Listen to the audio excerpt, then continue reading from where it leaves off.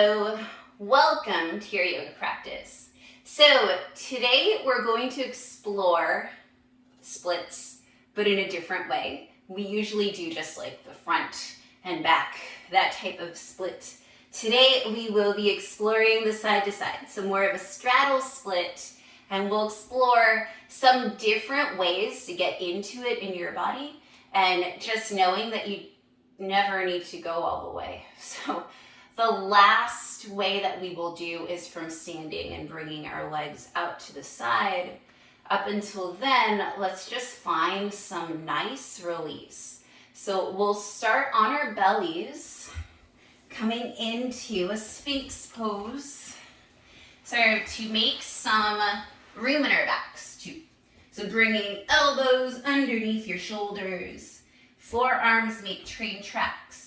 Pressing hands into the mat, shining your chest through your arms by pulling your elbows back, and then start activating your legs first. So pressing into your feet, popping those kneecaps up, feeling everything working. Even bring your belly button towards the spine so that your lower back doesn't do all the work, and bend like crazy.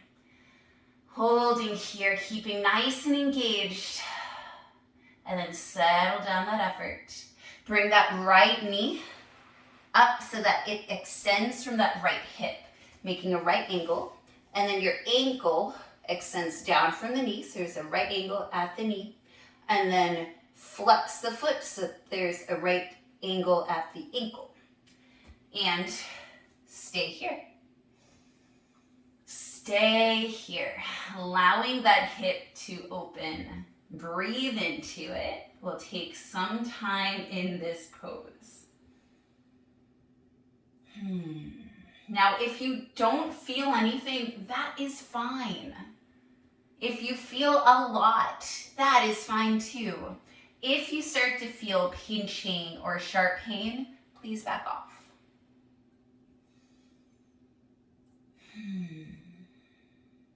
If you want to take it further, you can always extend that leg straight out.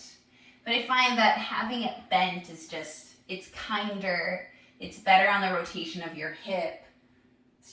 It's much better all around.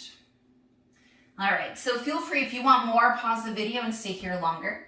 I am going to flip to the other side, so there's a cat in my way on this side. So you can see her, she's sleeping right there. All right, so still in your Sphinx Pose, bringing left knee this time up. Left knee comes out of the left hip, creating a right angle with your shin and your thigh, or your lower leg and your upper leg, and then flex your foot. And allow that hip to settle. We'll be using a lot of gravity. So much gravity.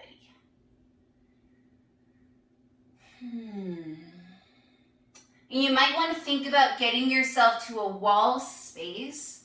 Well, I'll show you the option without the wall, but having the wall there will be really nice. We'll explore all sorts of things. This is just a fun practice to really just work on spreading your legs open or opening your hips, right? And I know that it is super vulnerable to do that. And it can be a lot. So if ever any of this feels uncomfortable emotionally, breathe into it. And if it ever becomes too much, back off. So think about yoga. There is a mind-body connection that happens. And sometimes we'll unearth things or unearth emotions that we didn't know were there. All right, so from here, we'll come to a seat. So extend that leg behind you, coming up through a tabletop pose and then coming to sit. Excellent. Having blocks by you if you want a little bit more support. And then straddle your legs, and they do not need to be your widest straddle. You can simply make a V and have it at a right angle. Keep your knees and your toes pointing up. I'll come back just so that there's enough room and you can see me. And then come forward any amount, trying to keep your sit bones grounded. Maybe come up onto forearms. Maybe you're way up, maybe you stay up like this. The idea is that you're feeling it along your inner thigh, maybe a little bit in your outer hips. I'm playing around with where you want to stay. Keeping your legs engaged. So we are not doing yin here. We are staying engaged in our body. We're also not restorative because we're not super propped up. We're holding poses, but we're keeping them active. So you'll see my feet are very engaged. I'm pressing my legs down on the mat, pressing my forearms down on the blocks. And I can go much further than this, but I'm choosing to stay in a nice active state, almost probably like 60% of my max. It's better for my body and it'll keep my flexibility stronger and more active. So don't be afraid to back off from your maximum. Something that we never hear, right? It's always push, push, do more. And in yoga, you'll start to learn that sometimes the push is to do less. Which is crazy, right? Especially in today's society. And if you're type A, like I am, it's a hard pill to swallow. All right. From here, sitting up, bring the soles of your feet together. And at first, just pressing those feet together. You can choose where you want your heels, close to the pelvis or farther away, and then just flap those butterfly wings. See what's happening with the opening in your hips. Just see what's going on there. And then grab a block. You'll put the block the skinny way in between your feet. And then squeeze your feet into the block. Your hands can come behind you if you want. And just squeeze, squeeze, squeeze. So you're starting to strengthen those inner thighs too. So we're doing a lot of like strengthening and releasing just to start creating more mobility there. Squeeze, squeeze, squeeze, squeeze, squeeze, and then release. And then we'll go to the medium way. Bring your feet to your block, hands can come behind you, and then squeeze, squeeze, squeeze, squeeze, squeeze. Sending your knees down towards the mat. They don't have to go super low, just however low where you can still be engaged and pushing those feet into the block. Keep squeezing, squeezing, squeezing, and then release. And then the last one, taking it to the widest. This one's gonna feel weird. Hands behind you, squeeze. Squeeze, squeeze, squeeze, and then release. Excellent work. All right, so now we'll come to the wall. There's a cat there. So you can do it at the wall, or you can place a block underneath your sacrum. I can show you from here. Just won't spread my legs out that far. So block goes underneath your sacrum, not on your butt, not in your lower back, but in that bony part, right where the butt ends and the lower back begins. And you'll send your legs up to the sky, flex your feet, and then start to straddle your legs open. Only as far as you can go and still be able to come up. Only as far as you can go and still be able to breathe. And then hold at that spot. So you can stay here, or if you want to take it to a block, it becomes a block. We already did that. Take it to a wall, it becomes a lot more interesting. So hips against the wall. I'm going to move this bolster slightly and just start sliding those heels down, down, down, down, down, down. And they do not need to go to your furthest extent. Only as far as you can then bring them up. And Violet awakens. She's like, why is there a foot next to my head? And again, you do not need to go your furthest degree. In fact, staying like 50 to 60% sometimes from your max is really helpful. So finding where you want to be here, and we'll stay here for a few breaths. You can also be on your block away from the wall. You're doing awesome. And then after this, we will try it standing, and we'll have blocks under our hands. We'll see what happens. And it is a really weird thing. It's, for some reason, it's a lot more attainable to go front and back than side to side. All right, draw those feet together, knees to your chest, roll over to one side. Take your time coming up. Set up your blocks, and then come to face the side of your mat. Excellent. All right, so we'll take a wide-legged forward fold. Bring your feet out wide, not super wide yet. Have your toes pointing forward, so feet are parallel.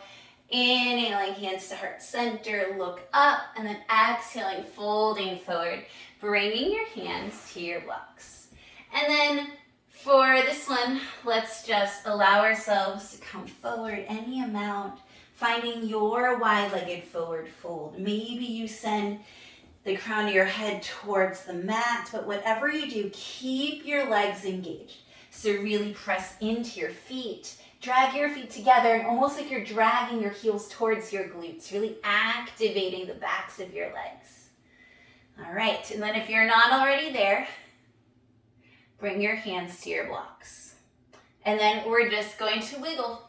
So toes out, heels out. Went a little further. Toes out, heels out. A little further. Toes out, heels out. Trying to keep our feet on the mat. But now they're going to come off. And you can bring your hands lower if you need to. Coming down, down, down, down, down. You do not need to come all the way down, but just going as far as your legs let you. Trying to keep your feet like they're trying to press on the ground. And then to come out, press into your hands, and then start toe heeling the feet back together. Awesome. Whew. Come up to standing. We'll try that one more time. So coming back down, finding your wide-legged forward fold with a halfway lift, and then start toe heeling the legs out. Trying to keep your feet parallel, trying to keep your hips over the line of your heels. Got this. And then maybe bringing your hands off the blocks, coming all the way down, trying to keep your feet like they're acting like they're pressing down on the floor. And then when you're ready, bringing your hands to blocks again, lifting yourself up and toe heeling back. Bum, bum, bum, bum, bum. And then coming to a seat. Oh, that was a lot of hips. So let's come to our backs and let's neutralize a little bit. We'll take a nice twist. I'm probably going to bother my cat. Hug your right knee to your chest, extend your left leg in front of you. Take your left hand to the outside of the right knee and take a twisty twist. I'm not bringing my knee all the way down. There's a cat in the way. You also do not need to bring the knee down, whether or not there is a cat in the way. And so here it's like our legs are no longer opening. We're no longer coming open. Instead, we're twisting and closing. So this is a nice way to counteract all of the things we did. We'll also take a forward fold after this. Coming back to center, hugging left knee in. Right leg extends. Violet's happy. I'm no longer in her space. Right hand outside left knee. Bringing the left knee to the right. You do not need to go all the way down. I just don't have a cat in my way anymore. And I think you can see her. Oh, yep, she doesn't want to be poked. It's a great face. It's a great face. Mm-hmm.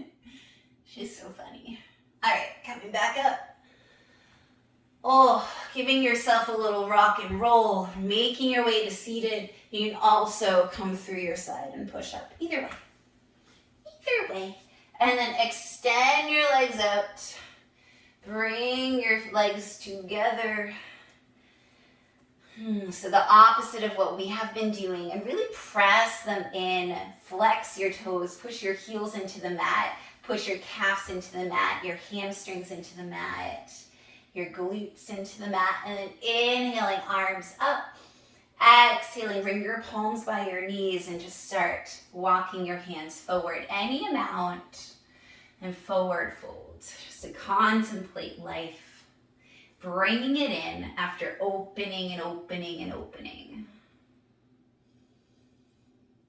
And then when you are ready, coming out of this, coming to a seat facing your screen or facing the front of your mat, or both, hands to heart center.